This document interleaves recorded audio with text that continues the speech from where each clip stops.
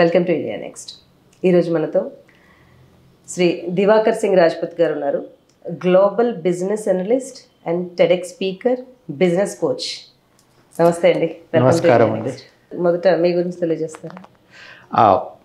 I'm Diwakar Singh. As మీరు introduce చేసినట్టు I'm a business coach, business analyst and అంటే global business trends ఎలా అవుతున్నాయి స్టడీ చేస్తూ ఉంటాను.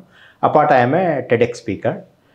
సో I have ఒక 20 years of professional experience ఉంది. Companies like HCl, zenith, sales force లాంటి కంపెనీస్తో, గ్లోబల్ కంపెనీస్లో పనిచేశాను నేను. వేరియస్ కంట్రీస్లో ట్రావెల్ చేసి ఐటీ అండ్ ఐటీ సర్వీసెస్కి సంబంధించిన బిజినెస్ చేశాను. So with all the experience and the network what have, నేను ఈ బిజినెస్ సపోర్ట్ ఫర్ స్టార్టప్స్తో స్టార్ట్ చేశాను, మీడియం అండ్ స్మాల్ ఎంటర్ప్రైజెస్కి. So I'm supporting them with the direction, sales mentoring అంటారు. Basically sales promotions, revenues ఎలా పెంచాలి, I'm focused on that అండి. మోదీ మూడోసారి అధికారంలోకి వచ్చిన తర్వాత వ్యాపార పారిశ్రామిక రంగాలలో యువతకు ఈనాడు అవకాశాలు ఎలా ఉన్నాయంటారు? చాలా మంచి ప్రశ్న అండి ఇది. యాక్చువల్లీ స్టెబిలిటీ అనేది చాలా ఇంపార్టెంట్. పొలిటికల్ స్టెబిలిటీ అంటాం మనము. వ్యాపారానికి కానీ, కన్జ్యూమర్ మార్కెట్స్ డెవలప్ కావడానికి కానీ, ఇన్వెస్ట్మెంట్స్ రావడానికి కానీ, ఇన్వెస్టర్స్ సెంటిమెంట్స్ అన్నీ ఉంటాయి. వాళ్ళు చాలా పారామీటర్స్ చూసుకుంటారు. సో ఇవన్నీ వ్యాపారానికి ఎదగడానికి దోహదమవుతాయి. సో మనకి గత 12 సంవత్సరాలుగా ఆల్మోస్ట్ ఒకే గవర్నమెంట్ ఉండడం వల్ల, పాలసీలు స్ట్రాంగ్గా ఉండడం వల్ల మనము గ్లోబల్ ఎకానమీలో చాలా ముందుకు వెళ్తున్నాము. మన మోడీ గారు ఎప్పుడైతే పవర్లో వచ్చారో అప్పుడు 9-10 స్టేట్స్లో ఉన్న మన భారతదేశం ఒక జీడిపి గ్రోత్ అనేది ఇప్పుడు నెంబర్ 5కి వచ్చేసాం మనం. ఇప్పుడు నెంబర్ 3 వరకు వెళ్తున్నాము. దీని అంతటికీ కారణం ఏంటంటే ఒక స్టేబుల్ గవర్నమెంట్, ఒక strong policies and required advocate అంటాం మనము వ్యాపారం చేసేటప్పుడు ఎలాంటి వర్టికల్స్ని తీసుకోవాలి, మన యువత ముందంజు వెళ్ళడానికి ఎలాంటి డిసిషన్స్ తీసుకోవాలి, స్టార్టప్స్ని ఎలా ప్రోత్సహించాలి, క్వాంటమ్ కంప్యూటర్ లాంటి ఏరియాస్ లోపల ఇప్పుడు మనకి భారత్ 6G మిషన్ అని మన మొత్తం మొబైల్ ట్రాన్స్ఫర్మేషన్ జరగడానికి, టెలికాం ట్రాన్స్ఫర్మేషన్ జరగడానికి మన టెక్నాలజీ 2G నుంచి 3G నుంచి 4G నుంచి 5G నుంచి ఇప్పుడు 6Gకి వెళ్ళబోయే ముందే మనము భారత్ 6G మిషన్ పెట్టుకున్నాము. సో మనము ప్రపంచ దేశాల్లో ఉన్న అన్ని ముందు ఏవైతే కంట్రీస్ రియాక్ట్ అవుతాయో, ఇంతకుముందు ఏ విధంగా అమెరికా, యూకే లాంటి కంట్రీస్ రియాక్ట్ అయ్యో వాళ్ళకంటే ఈక్వల్గా ఎంత ఒక స్టెప్ ముందుగానే మనం రియాక్ట్ అయ్యి కావాల్సిన డిసిషన్స్, దానికి సంబంధించినటువంటి ప్లాట్ఫామ్స్ ఏంటి, పీపుల్ ఎవరు, ఎలాంటి పాలసీ చేంజెస్ చేయాలి, ఇవన్నీ చేస్తున్నారు. కాబట్టి చాలా ఎక్సైటింగ్ టైంలో చాలా మంచి పాజిటివ్ సెంటిమెంట్స్లో బిజినెసెస్ ఉన్నాయి. ప్రస్తుతానికి ఒక సెక్షన్ ఆఫ్ పీపుల్ అంటే వాళ్ళు బిజినెస్ వ్యాపారం గురించి మాట్లాడుతున్నారు. అయితే డిస్ట్రిబ్యూటెడ్ క్యాపిటలిజం అని ఉంటుంది. బేసికల్లీ మనము చేసే విధానాల్లో అన్ని సెక్షన్స్కి, ఎంఎస్ఎంఈస్ మనకి కొన్ని దాదాపు 7 కోట్ల మైక్రో, స్మాల్, మీడియం ఎంటర్ప్రైజెస్ ఉంటాయి భారతదేశంలో. అందులో సక్సెస్ రేషియో ఎలా ఉంది, వాళ్ళకి ఎంతో చేస్తున్నారు, ఇంకా చాలా చేయాల్సిన అవసరం ఉంది. ప్రస్తుతానికి బిజినెస్ పరంగా మనం అన్ని రంగాల్లో మనము ఇంతకుముందు కంటే కూడా చాలా ఫాస్ట్గా ఎదుగుతూ వెళ్తున్నాము. ఇంకా చాలా మంచి potential years potential kind of A situation మనకి ముందుంది. అయితే ట్రంప్ విధానాలు మన భారతీయ వ్యాపార పారిశ్రామిక రంగాలపై ఎలా ఉండబోతుందంటారు? ట్రంప్ బేసికలీ ఇప్పుడే వచ్చారు.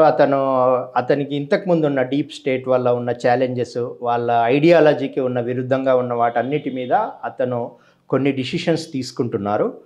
ఆ డిసిషన్స్లో పార్ట్గా కొద్దిగా మన భారతీయుల వైపు అంటే ఐడెంటిఫైయింగ్ ఇల్లీగల్ ఇమిగ్రెంట్స్ కానివ్వండి, అక్కడ మన పార్ట్ టైం చేసే వాళ్ళ మీద కానీ కొన్ని తీసుకున్నారు. కానీ ఆల్రెడీ అతను తీసుకున్న కొన్ని డిసిషన్స్ మీద ఏదైతే మన భారతీయులకు కూడా కొద్దిగా వ్యతిరేకంగా ఉందో, దాదాపు 21 రాష్ట్రాల నుంచి వ్యతిరేకత వచ్చింది వాళ్ళకున్న 50 స్టేట్స్ లోపల బర్త్ రైట్ గురించి. సో అలా ఆయన ఏంటంటే ముందు వాళ్ళు చాలా ప్రామిసెస్ చేసి వస్తారు కాబట్టి వాళ్ళు ముందు డిసిషన్స్ తీసుకున్నారు.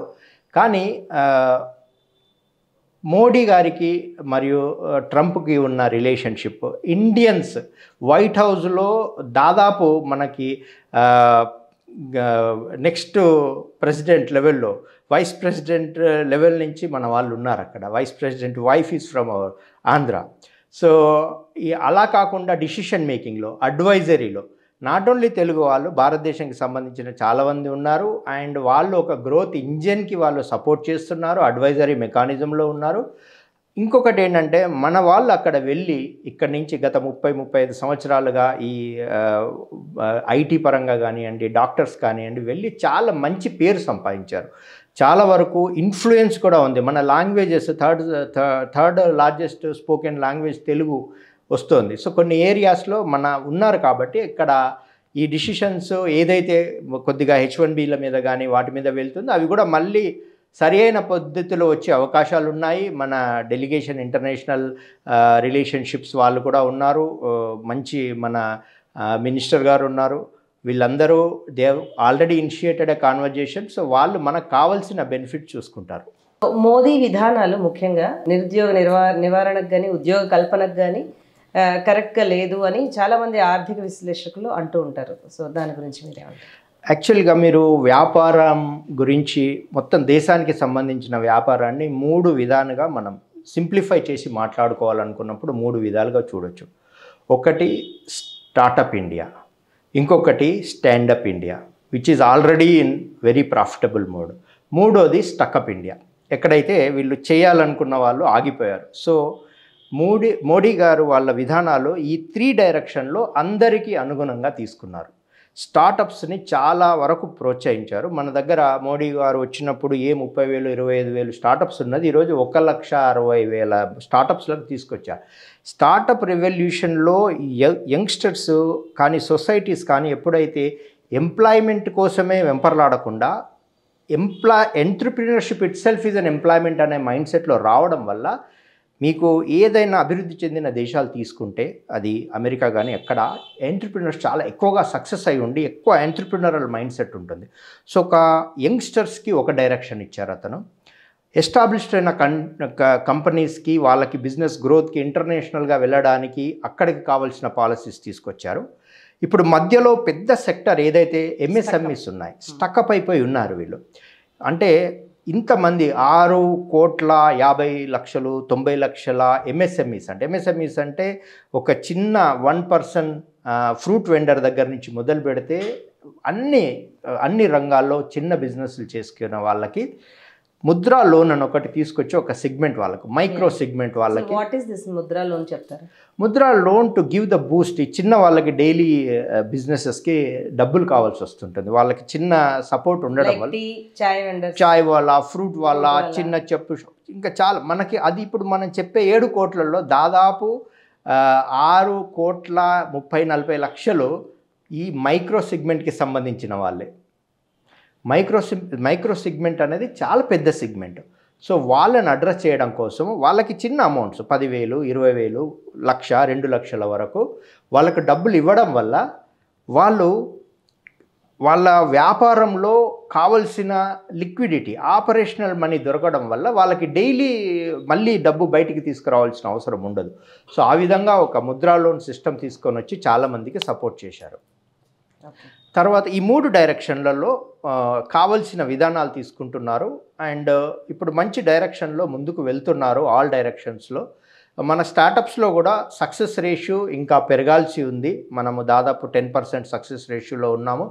ఈ స్టార్టప్ మోటివేట్ చేసే వాళ్ళు కానివ్వండి, ఈ ఎంటర్‌ప్రెన్యూర్‌షిప్ యూనికార్న్స్ మోడల్ ఏదైతే ఉన్నారో అందులో సక్సెస్ రేషియో ఎందుకు రావట్లేదు అనే దాని మీద చాలా స్టడీ చేసి ఇంట్రాస్పెక్షన్ అంటాం మనం. లాస్ట్ ఇయర్ జరిగిన విధానాలు ఏంటి, లాస్ట్ 10 సంవత్సరాల్లో జరిగిన బెస్ట్ అవుట్కమ్స్ ఏంటివి, సక్సెస్ రేషియోస్ ఏంటివి, ఫెయిల్యూర్ రేషియోలు అనలైజ్ చేసుకొని, నేను I'm a sales person and I lived as a sales individual కాబట్టి sales, marketing, branding and advertising మీద చాలా ప్రయారిటీ పెంచి మనము టెక్నాలజీ పరంగా చూసుకుంటే ప్రోడక్ట్ డ్రివెన్ మార్కెట్ ఉండేది. మీరు 2000లో మీరు ఏ ప్రోడక్ట్ చేసినా కానీ గ్లోబల్లీ అందరికీ మీరే చేయగలరు కాబట్టి, ఎస్పెషల్లీ సౌత్ ఇండియాలో మనకి మంచి టెక్నాలజీ రీసోర్సెస్ ఉండడం వల్ల మనకి డిమాండ్ డ్రివెన్ కండిషన్ వచ్చింది.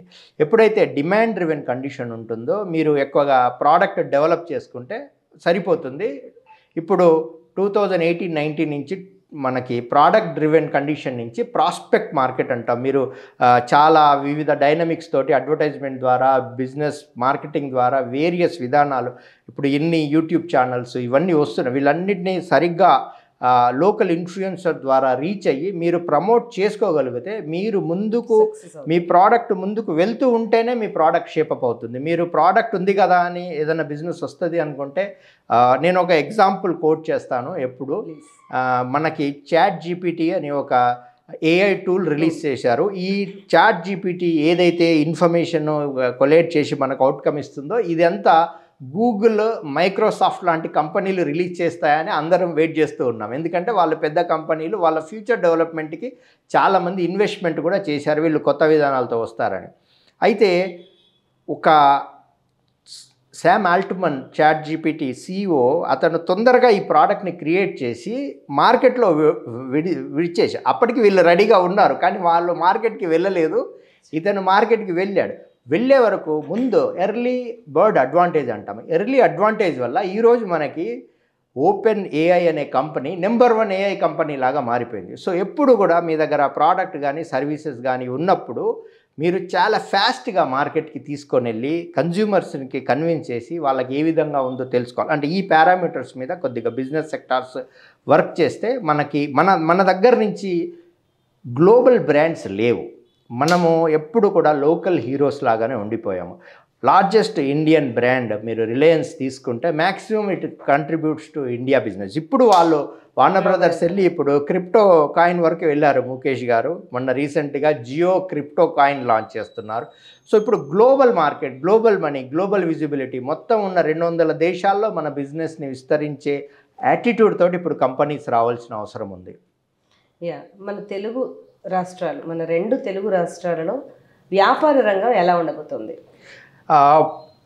2 రాష్ట్రాలు కూడా ఇప్పుడు మంచి డైరెక్షన్లో వెళ్తున్నాయి. మనము రీసెంట్ పారామీటరే తీసుకుందాము. 2 రోజుల క్రితం జరిగిన డెవలప్మెంట్, హైదరాబాద్కి 1,78,000 కోట్ల ఇన్వెస్ట్మెంట్స్ వచ్చాయి దావోస్లో.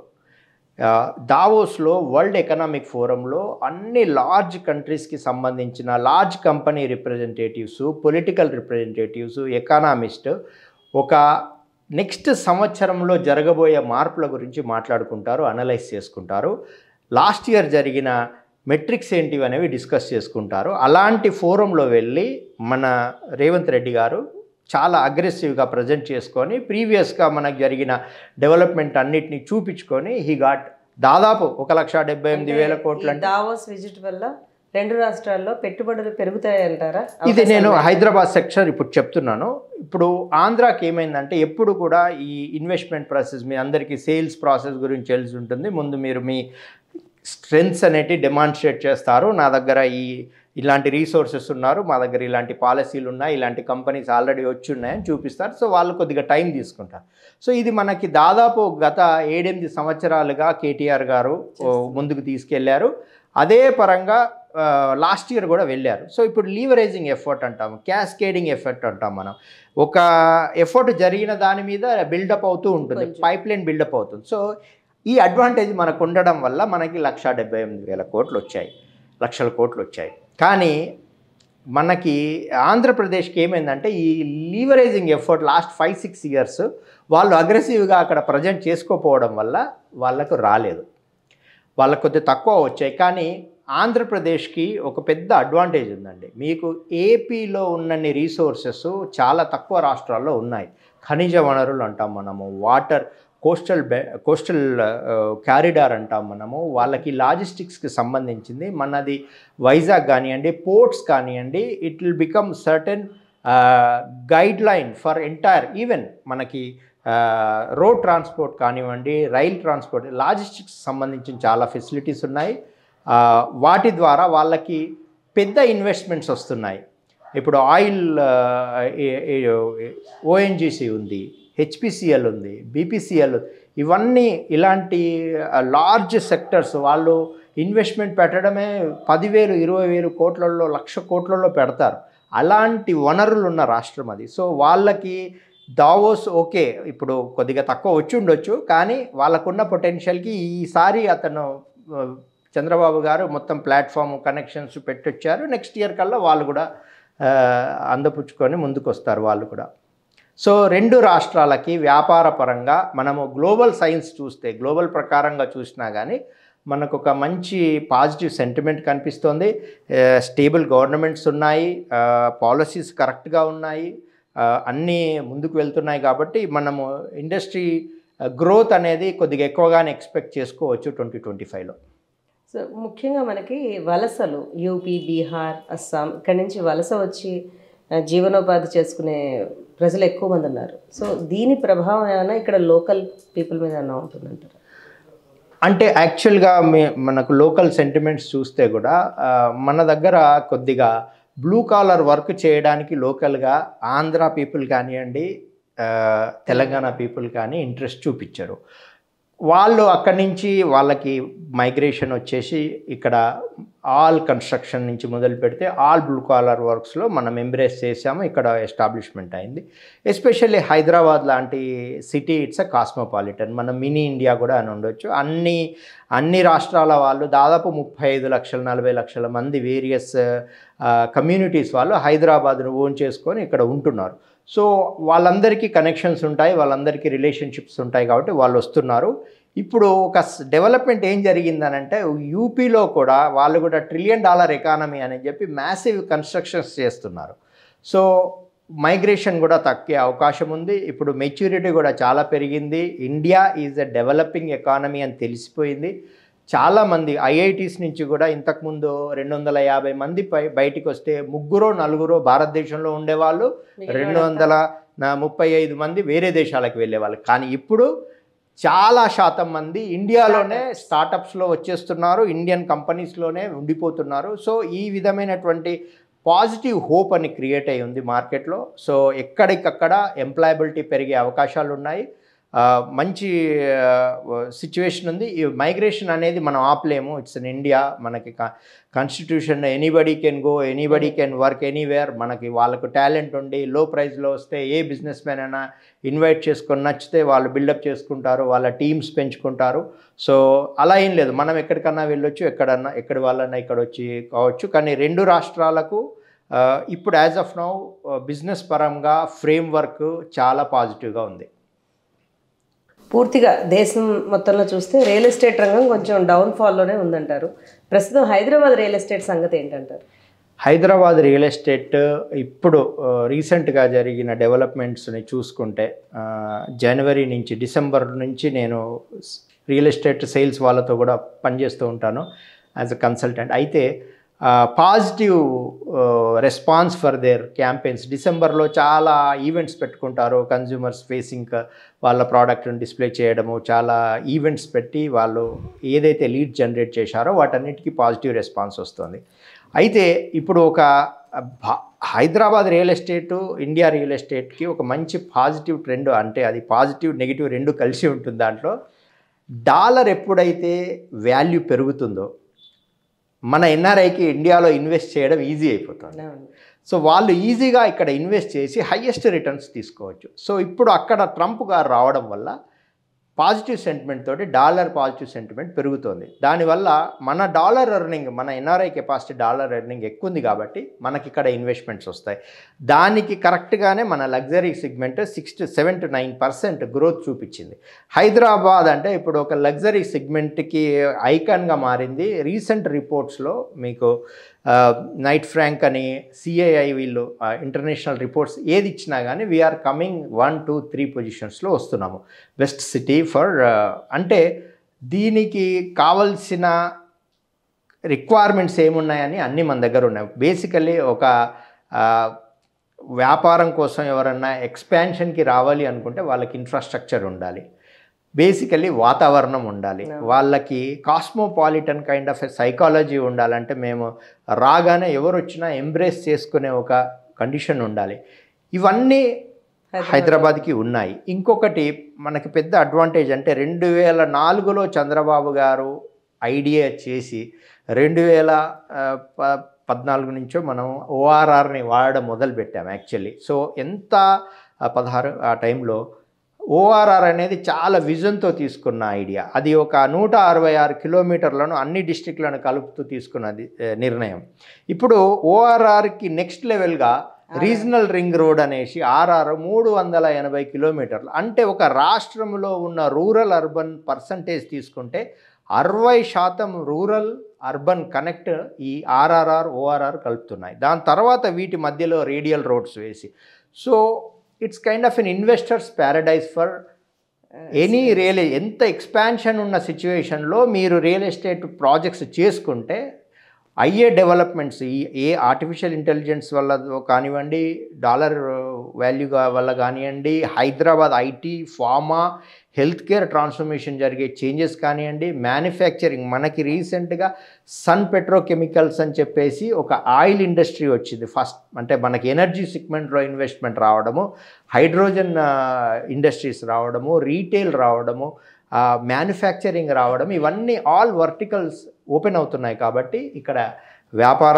కోసము చాలా లావాదేవీలు ఉంటాయి, ట్రాన్సాక్షన్స్ ఉంటాయి. People will come to airport and they will see the situation ఎలా ఉంది. సో ఇన్వెస్ట్మెంట్స్ పెరిగే అవకాశం చాలా ఎక్కువగా ఉంది. Real estate has a very good positive sentiment as it has begun 2025 అండి. రియల్ ఎస్టేట్ మీరన్నట్టు ఎంత బాగున్నా సరే, బట్ సేల్స్ చాలా డల్గా ఉన్నాయి అని అందరూ అనుకుంటున్నారు కదా. సో దాని గురించి ఏమంటారు మీరు? యాక్చువల్లీ మీరు ఫినామినన్ అంటాం, ఒక ప్యాటర్న్ చూసుకుంటే ఎప్పుడైనా కొత్త గవర్నమెంట్ వచ్చినప్పుడు ఫస్ట్ ఇయర్ ఇన్వెస్టర్ సెంటిమెంట్స్ కానివ్వండి, వాళ్ళు తీసుకునే డిసిషన్స్ కొద్దిగా ఆలోచించి తీసుకుంటారు. కొద్దిగా ఎక్కడైనా ప్రభుత్వం మార్పు జరిగిన తర్వాత కొద్దిగా స్లో డౌన్ అవుతుంది. మనకి 2024 కొద్దిగా డిప్ అయిన విషయం అందరూ యాక్సెప్ట్ చేయాల్సిందే. సేల్స్ కొద్దిగా తగ్గాయి. అది మార్కెట్ కండిషన్స్. అక్కడ కొన్ని డిసిషన్స్ తీసుకోవడం వల్ల స్టేట్ గవర్నమెంట్ హైడ్రా లాంటి ఒక న్యూ ఇనిషియేటివ్, అది ఎప్పటికన్నా తీసుకోవాల్సిన డిసిషనే, మంచి డిసిషనే. ఇవన్నీ తీసుకోవడం వల్ల కొద్దిగా ఇన్వెస్టర్ సెంటిమెంట్స్ ఏ విధంగా క్యాప్చర్ చేసుకోవాలని వాళ్ళు వెయిట్ చేశారు. అయితే ఇప్పుడు మనకి 2025 బిగినింగ్ నుంచి కూడా అన్నీ ఏమంటారు, ఇన్హిబిషన్స్ కానివ్వండి, అపోహలు కానివ్వండి, ఇదైతే ఇదవుతుందని అన్నీ క్లారిఫై అయిపోయాయి. సో ఒక చేంజెస్ ఎలా ఉంటాయని చూసుకున్నారు. సక్సెస్ స్టోరీస్ కనిపిస్తున్నాయి. సో దానివల్లనే మనకి ఇప్పుడు వచ్చే ఇన్వెస్ట్మెంట్స్ కానివ్వండి, ఏదైనా కానీ పాజిటివ్గా మూవ్ అవుతుందని అంటే ఇప్పుడు అవన్నీ కూడా పాజిటివ్గా మారిపోయాయి. మీరు చాలా పాజిటివ్ ట్రాన్స్ఫర్మేషన్ ఉండే అవకాశం రియల్ ఎస్టేట్ రంగానికి ఉంది. అయితే దానికి రీజన్ కొద్దిగా మనం డిప్ కావడానికి రీజన్ ఒకటి, గత 10 సంవత్సరాలుగా పవర్లో ఉన్నటువంటి బీఆర్ఎస్ ప్రభుత్వము మారి కొత్త ప్రభుత్వం రావడము, తర్వాత కొన్ని ఇంపార్టెంట్ డిసిషన్స్ తీసుకోవాల్సిన డిసిషన్స్ అవి ఎప్పుడైనా తీసుకోవాల్సినవి. మీరు నేచర్ని అబ్యూస్ చేస్తూ చాలా రోజులు కట్టడాలు ఉంచుకుంటే చాలా విపరీత పరిస్థితులు వస్తాయి. ఒక స్ట్రక్చర్ తీసుకురావాల్సిందే. ఒక విధమైనటువంటి డిసిప్లిన్ ఫర్ మీ ఈ ఎఫ్టీఎల్, బఫర్ జోన్, వీటన్నిటికీ సంబంధించినవి తీసుకోవాలి. అవన్నీ అర్థమయ్యి మళ్ళీ ఇన్వెస్టర్స్ మూవ్మెంట్ అన్నీ క్లియర్ అయ్యి ఇప్పుడు ముందుకు చాలా అగ్రెసివ్గా పాజిటివ్గా వస్తున్నారు. సో పాజిటివ్గా ఉంటుంది. వ్యాపారానికి సంబంధించి విరుద్ధమైన భావాలు ఉన్నాయి, బీజేపీ అండ్ కాంగ్రెస్. ఇవి రెండు కూడా వాటి లక్ష్యాలను ఏ విధంగా చేరుకోగలుగుతుంది వ్యాపార రంగంలో? వ్యాపార రంగంలో వ్యాపారస్తులకు ప్రయారిటీ ఉంటుందండి. యాక్చువల్లీ అంటే politics and business how they are, అదే వాళ్ళు ఇచ్చే ప్రయారిటీని బట్టి ఉంటుంది. సో ఎవరైనా వ్యాపారం, ఇప్పుడు immaterial of political scenario, Hyderabad లాంటి సిటీ కానివ్వండి, బెంగళూరు లాంటి బిజినెసెస్ కానివ్వండి, ముంబై కానివ్వండి, అవి వర్టికల్గా ఆల్మోస్ట్ పొలిటికల్ అగ్నాస్టిక్ అంటారు. వాళ్ళకి సంబంధం లేకుండానే గ్రో అయ్యే ఇంజిన్స్ ఆటో పైలట్ మోడ్లో ఉంటాయి. సో బేసికల్లీ లార్జర్ సెక్షన్లో తీసుకునే పాలసీస్ వల్ల, ఇప్పుడు మనకి ఇంతకుముందు పాలసీ మ్యాటర్ లోపల 1991 వరకు ఓపెన్ మార్కెట్ ఉండకపోయేది. మనం ఎప్పుడైతే లిబరలైజేషన్ అని చెప్పి మార్కెట్ ఓపెన్ చేశామో అందరికీ మల్టిపుల్ ఆప్షన్స్ ఆఫ్ వస్తువులు, బ్రాండ్స్ కొనుక్కునే అవకాశం వచ్చింది. దాంతో మార్కెట్ సెంటిమెంట్స్ పెరిగి ఇన్వెస్టర్స్ వచ్చి చాలా వరకు ఒక ఎకానమీ గ్రోత్ అనేది జరిగింది. సో అదీన్నే కంటిన్యూ చేస్తూ కావాల్సిన డిఫరెంట్ ఇప్పుడు చేయాల్సిందే గవర్నమెంట్స్ కానీ పొలిటీషియన్స్ కానీ చేయాల్సింది ఏంటంటే ఎంకరేజ్ ఎంటర్‌ప్రెన్యూర్స్. ఏ సెక్షన్ వాళ్ళకు ఎలాంటి ప్రాబ్లమ్స్ ఉన్నాయి, మనం ఇంతకుముందు గత 10 సంవత్సరాలుగా 20 సంవత్సరాలుగా చేసిన దానివల్ల పాజిటివ్ రిజల్ట్స్ ఏంటివి, దానికి మనం అనుకున్న ఇంపాక్ట్ ఒకవేళ రావట్లేదు అని అంటే మనం చేయాల్సిన మార్పులు ఏంటివి అని చూసుకోవాలి. అది పర్ఫెక్ట్గా చేస్తున్నారు బీజేపీ వాళ్ళు. ఇప్పుడు నేను ఇచ్చిన 3 డైమెన్షనల్ అప్రోచ్లో వెళ్తున్నారు వాళ్ళు. అన్ని పిల్లర్స్ని చేస్తున్నారు. Basically infrastructure is important. మీరు ఏ వ్యాపారం పెరగాలన్నా మీరు ఇన్ఫ్రాస్ట్రక్చర్ గ్రోత్ చూడండి. ఎన్ని కిలోమీటర్స్ ఆఫ్ హైవేస్ వేశారు అనేది అది వరల్డ్లోనే రికార్డ్ చేశాం మనం. ఈరోజు రైల్వే లోకోమోటివ్స్కి మనకి ఇంతకుముందు మనం వెయిట్ చేసేవాళ్ళం ఆర్డర్ ఇచ్చి మన రైల్వే బోగీలు రావాలని. ఇప్పుడు వాళ్ళు వెయిట్ చేస్తున్నారు బయట దేశాల వాళ్ళు, మీరు డెలివరీ చేయండి అని చెప్పి. ఇప్పుడు రివర్స్ కండిషన్లో వచ్చాము, మనం డిమాండ్ డ్రివెన్ సిచ్యువేషన్లో వచ్చాము. మన దగ్గర కేపబిలిటీస్ పెరుగుతున్నాయి. ఇంకొకటి చాలా పెద్ద రెవల్యూషన్ ఇంకొకటి ఏమొస్తుందంటే ఆర్టిఫిషియల్ ఇంటెలిజెన్స్. ఈ ఆర్టిఫిషియల్ ఇంటెలిజెన్స్కి సంబంధించిన రీసోర్సెస్ మన దగ్గర చాలా ఎక్కువ మంది ఉన్నారు కాబట్టి చాలా కంపెనీస్ మనకి వ్యాపార పరంగా గ్లోబల్ కేపబిలిటీ సెంటర్స్ అంటాం మనం, వాళ్ళు R&D ఫ్యూచర్ బిజినెస్ ఆపరేషన్స్ అన్నిటినీ హైదరాబాద్లో పెట్టుకోవడానికి వాళ్ళు చాలా ఇంట్రెస్ట్ చూపిస్తున్నారు. ఒక పాలసీ పరంగా అన్ని గవర్నమెంట్స్ బీజేపీ కానివ్వండి కాంగ్రెస్ కానివ్వండి ప్రో బిజినెస్ మెన్ ఉండాలి. But at the same time it should be a distributed capital. అంటే క్యాపిటల్ అనేది మనీ అనేది ఆల్ సెక్షన్స్ ఆఫ్ ద పీపుల్కి ఈజీగా మూవ్ అయ్యేలాగా ఉండాలి. ఇవన్నీ తీసుకుంటున్నారు. ఇది ఒక ట్రాన్స్ఫర్మేటివ్ కైండ్ ఆఫ్ ఒక సిచ్యువేషన్. మీరు ఒక్కసారి ఎక్స్పెక్ట్ చేయలేరు, ఉన్న స్ట్రక్చర్స్ని మీరు ఇమీడియట్గా మార్చలేరు. సిస్టమేటిక్గా తీసుకెళ్తున్నారు. చాలా వరకు పాజిటివ్ గ్రోత్ చూపించారు. మనకి మెట్రిక్సే కనిపిస్తున్నాయి. మనం we are number 1, number 2, number 3 in various ఒక పారామీటర్ వేసుకుంటే అన్నిట్లో మనం ఫస్ట్ 2-3 పొజిషన్లో వస్తున్నాము. సో అది ఒక పాజిటివ్ ఇండికేషను. మనం అలా వెళ్తున్నాం కాబట్టి ఇప్పుడు తీసుకున్న పాలసీలు కరెక్ట్గా ఉన్నాయి. బాగుందండి. ఎన్నో యూస్ఫుల్ ఇన్ఫర్మేషన్ చెప్పారు. Thank you. నమస్కారం అండి.